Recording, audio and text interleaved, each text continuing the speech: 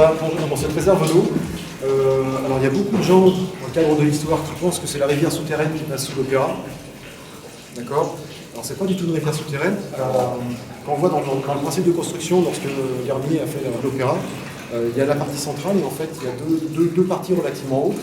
Et lorsqu'on voit les forces exercées naturellement de chaque côté, s'il n'avait pas fait cette partie immergée, en fait cette cuve immergée, par le phénomène de pression, l'opéra s'effondrait.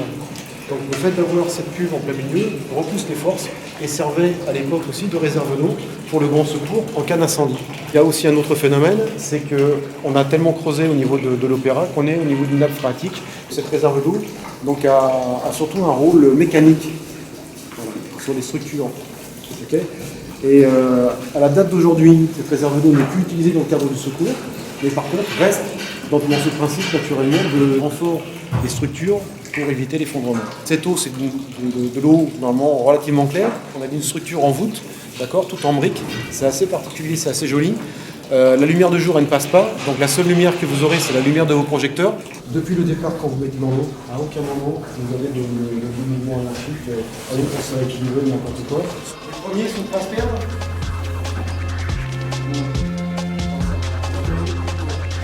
Bougez pas vos palmes, restez stabilisés sans palmer. La particularité que l'on a, nous, en tant que pompiers de Paris, c'est de faire de la plongée souterraine en milieu suburbain. Tout ce qui est structure immergée, que ce soit des galeries, les égouts, les parkings souterrains, en fait, tout ce qui est sites qui peuvent être emplis pour des raisons X par les eaux.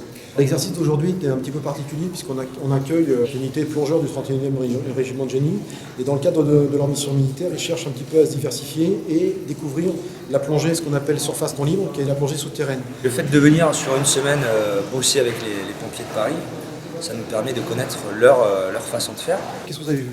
Alors une architecture de briques, le format, je dirais une grande pièce quadrillée, environ 50 par 50 je pense. J'ai vu l'eau bien claire, cristalline, avec les arches là, avec des piliers, c'est magnifique. et lorsqu'on est en progression dans l'eau, voilà ce que vous voyez globalement.